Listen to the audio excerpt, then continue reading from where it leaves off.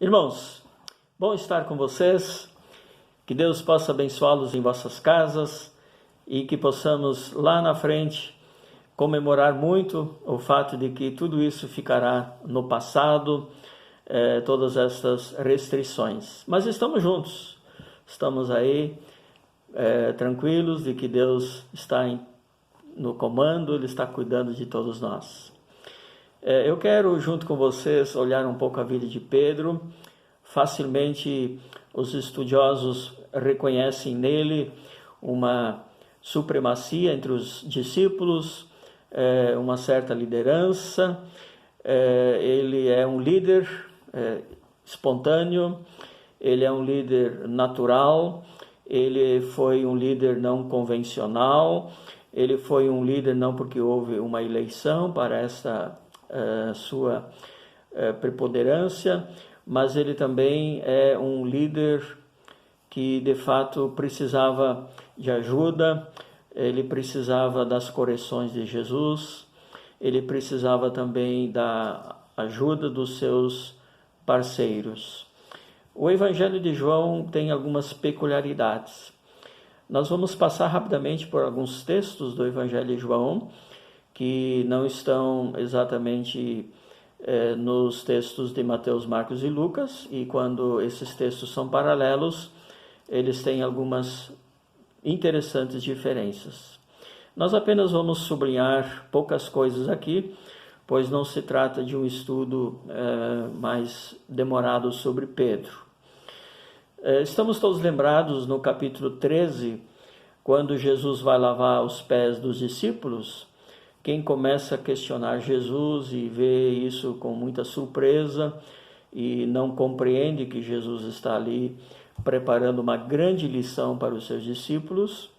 Então Pedro diz, Senhor, você nunca vai lavar meus pés. Jesus, no entanto, disse, se eu não te lavar, não terás parte comigo. E aí Pedro se entusiasma e diz, então, não somente os pés, mas também lave as mãos, a minha cabeça. E aí novamente Pedro precisa ouvir Jesus quando diz, quem já se banhou precisa lavar apenas os pés, pois vocês já estão limpos. Notemos aqui que Pedro é um líder, mas ele precisa muito da ajuda do seu mestre. Na sequência, Pedro vai estar ali com os seus colegas na mesa, a última ceia, e quem está encostado no peito de Jesus é João. E Pedro quer conversar com Jesus, quer perguntar algo para Jesus, quando o tema foi: quem será o traidor? Lemos assim, perto de Jesus estava sentado um dos seus discípulos, aquele a quem Jesus amava. Então Simão Pedro fez-lhe sinal, pedindo, pergunta-lhe de quem ele está falando. Esse discípulo, inclinando-se para Jesus, perguntou-lhe, Senhor, quem é? Jesus respondeu, é aquele a quem eu der o pedaço de pão molhado. Vejam que quem está bem próximo de Jesus é João, e Pedro precisa de uma certa ajuda de João nesta sua comunicação.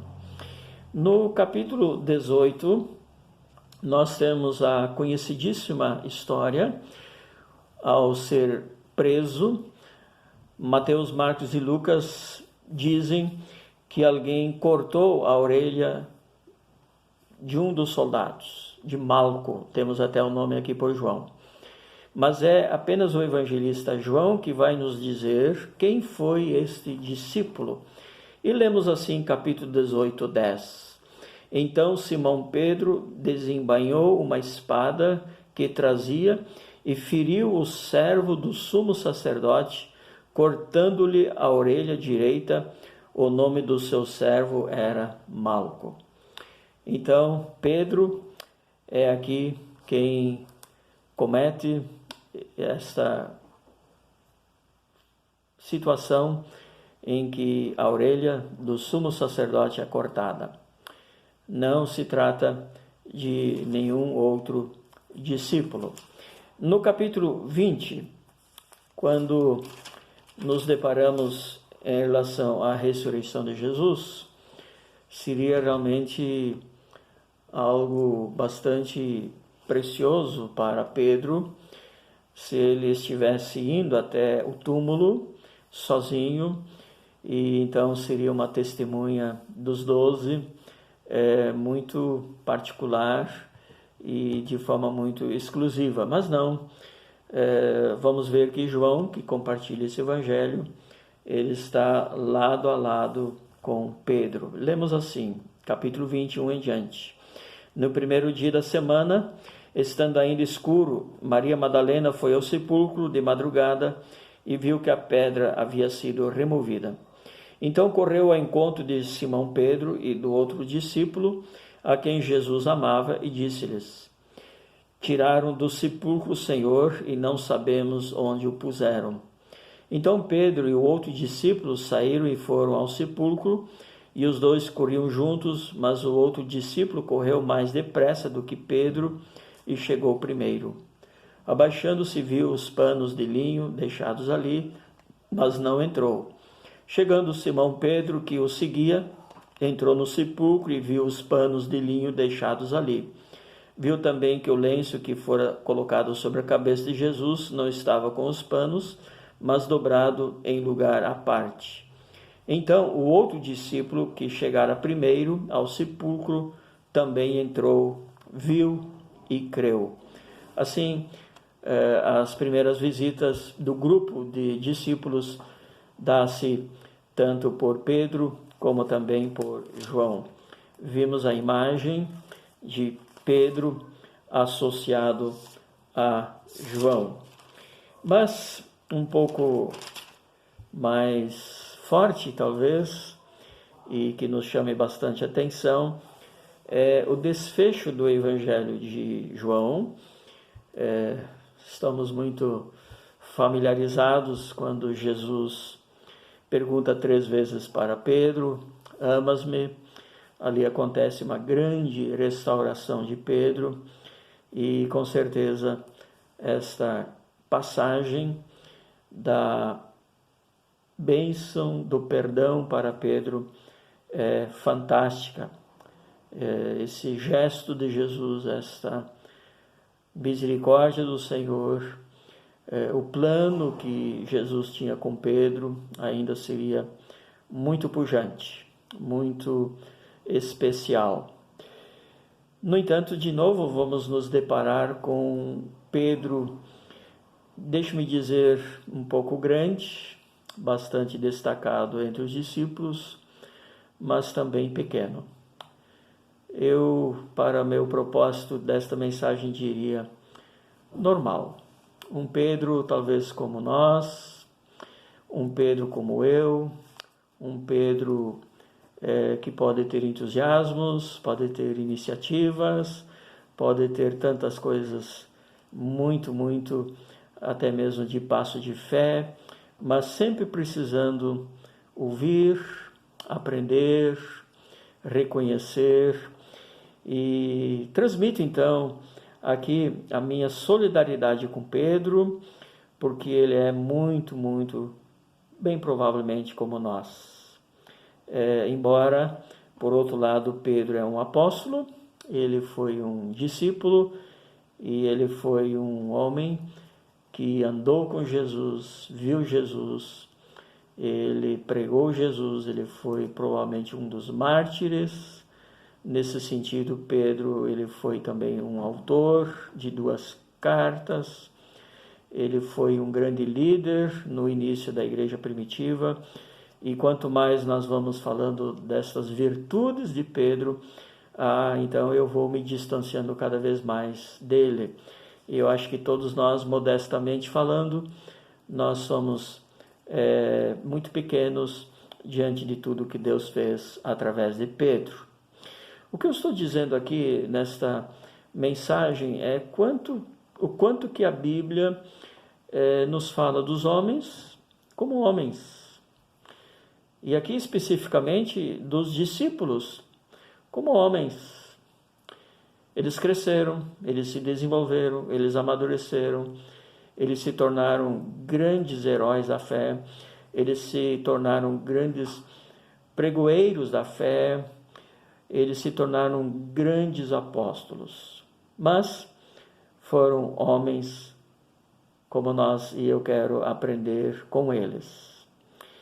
Depois que Jesus então fala com Pedro estas palavras, você deve cuidar das minhas ovelhas.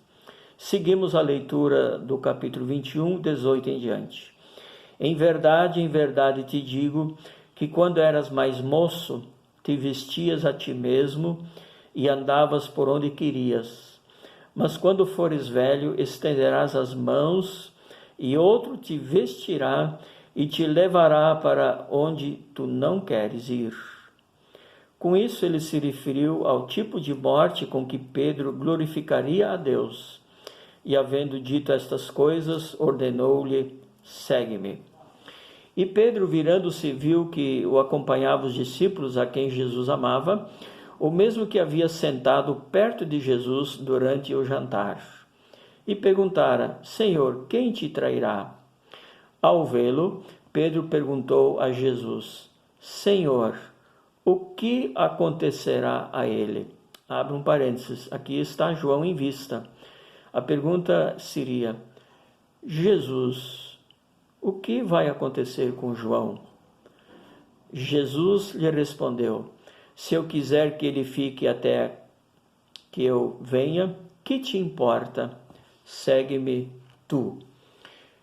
Pedro precisava também ouvir de Jesus que Deus tem um plano para cada um dos seus servos e ele deveria se concentrar nas orientações do Senhor para com a sua própria vida e o seu ministério. Aqui nós não temos nenhuma dificuldade em relação a João, mas nós temos um pouco aqui de curiosidade em relação a Pedro, que mais uma vez, no mínimo, titubeia um pouco em relação àquilo que Jesus quer lhe falar. Mas vem o Evangelho de Atos, vem o novo período, e então Pedro, ele vai escrever em sua primeira carta, vamos aqui ler, 1 Pedro, no capítulo 1, 7, para que a comprovação da vossa fé, mais preciosa do que o ouro que perece, embora provada pelo fogo, redunde em louvor, glória e honra na revelação de Jesus Cristo.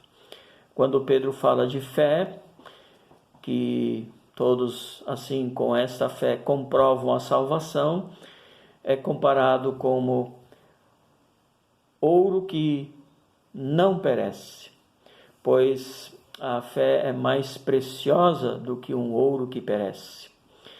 No verso 18 lemos: sabendo que não foi com coisas perecíveis como prata ou ouro que fostes resgatados da vossa maneira fútil de viver, recebida por tradição dos vossos pais. Ampliando um pouco, Pedro vai dizer que nós cristãos fomos todos salvos, nós fomos resgatados, não por meios fúteis, nada mais, nada menos do que o sangue de Jesus Cristo, que ele vai dizer no verso 19, muito mais precioso do que ouro e prata. Pedro, ele também se inclui nesta bênção, lá no verso 3, bendito seja o Deus e Pai de nosso Senhor Jesus Cristo, que nos regenerou para uma viva esperança, segundo a sua grande misericórdia, pela ressurreição de Jesus Cristo dentre os mortos. A vida em Jesus custou algo muito, muito maior do que ouro e prata, mas também vale muito mais do que todos os bens, todos os objetos de valor, ouro, prata e assim por diante. Então, Pedro está compartilhando aquilo que ele compara com ouro e prata. Não há nenhum paralelo. O que o Senhor fez por nós e o que o Senhor nos presenteou é maior do que tudo, é maior do que ouro e prata.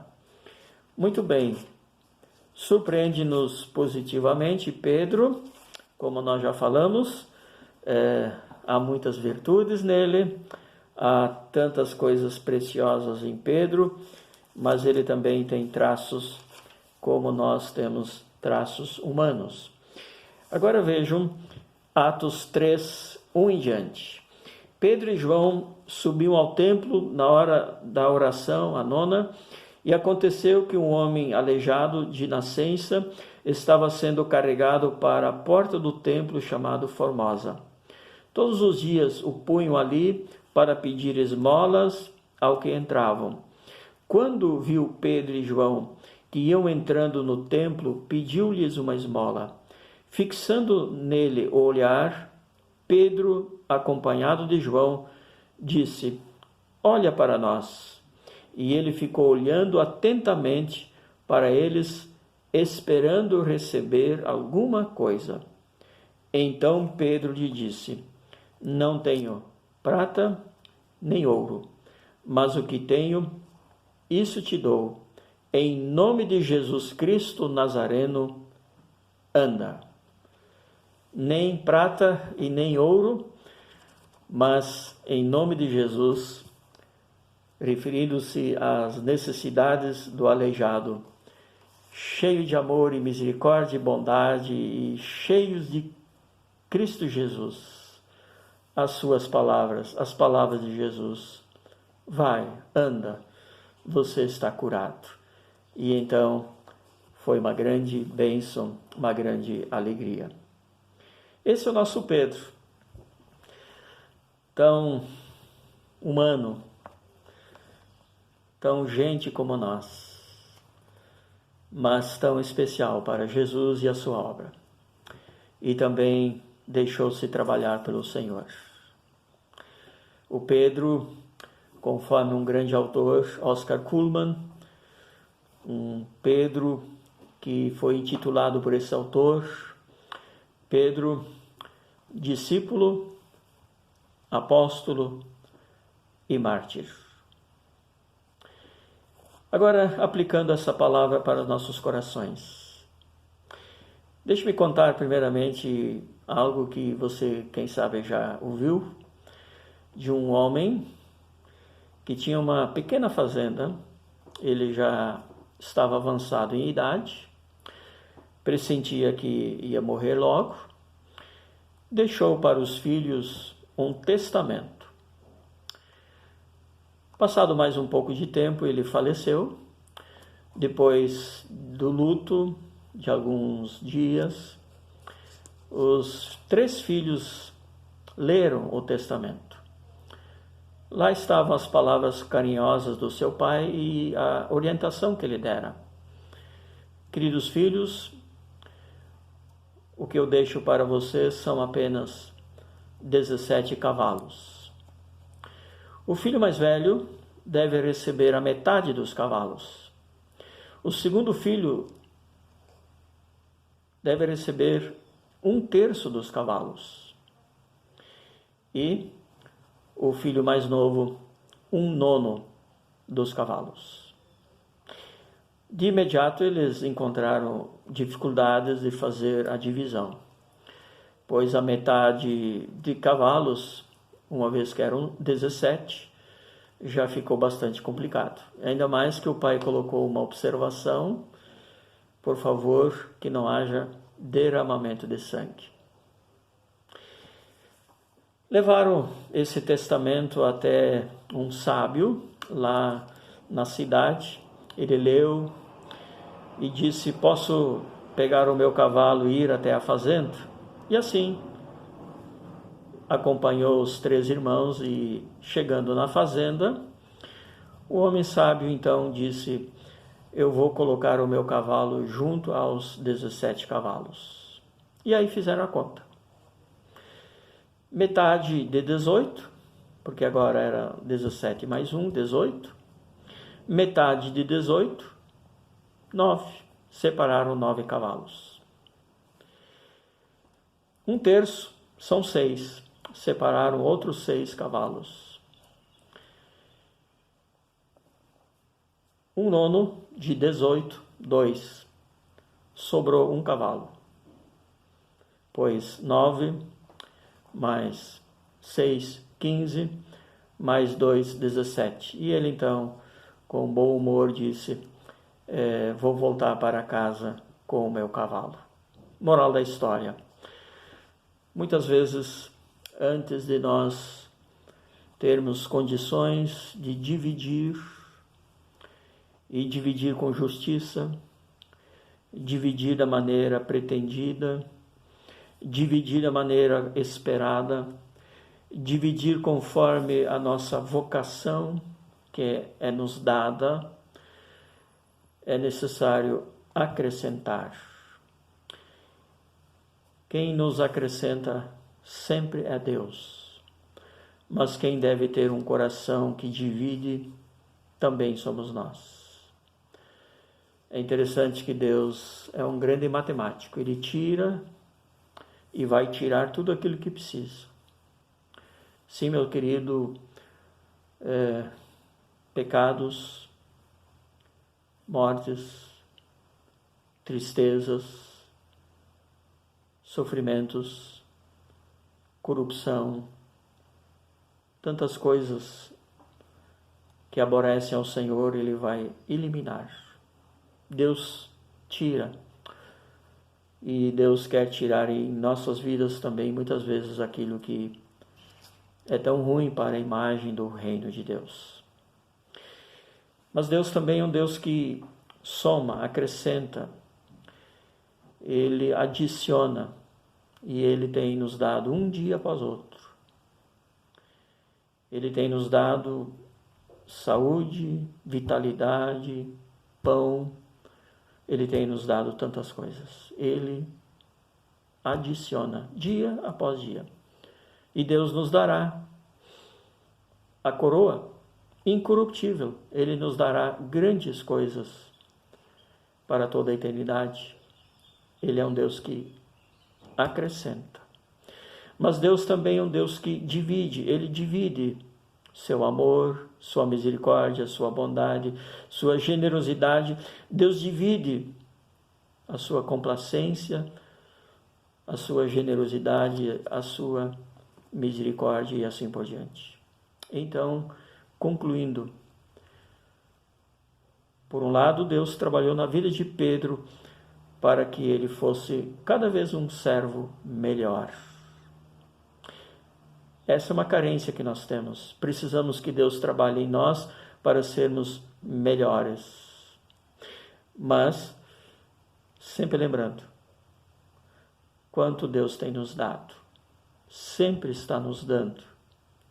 Por isso, meu apelo é que a gente também possa dividir com os outros, dividir o carinho que vem de Deus, o amor que vem de Deus, a paciência que vem de Deus, a bondade que vem de Deus, dividir com os de casa a bondade do Senhor, dividir com os que estão próximos, mas estão fora da nossa casa, da mesma forma, dividir o amor de Deus, dividir com aqueles que precisam tanto do nosso testemunho, da nossa ajuda, precisam tanto do nosso carinho, nosso amor.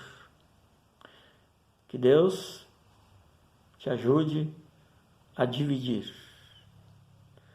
Pedro ganhou o que vale mais do que ouro e prata. E isso ele ofereceu a outros. Você também tem mais do que ouro e prata. O amor e a paz de Cristo. Divide isso com todos que for possível. Deus te abençoe, meu querido e amado irmão em Cristo Jesus. Vamos orar juntos. Abençoa esta palavra em minha vida e abençoa esta palavra na vida dos irmãos, para a honra e glória do Senhor. Amém.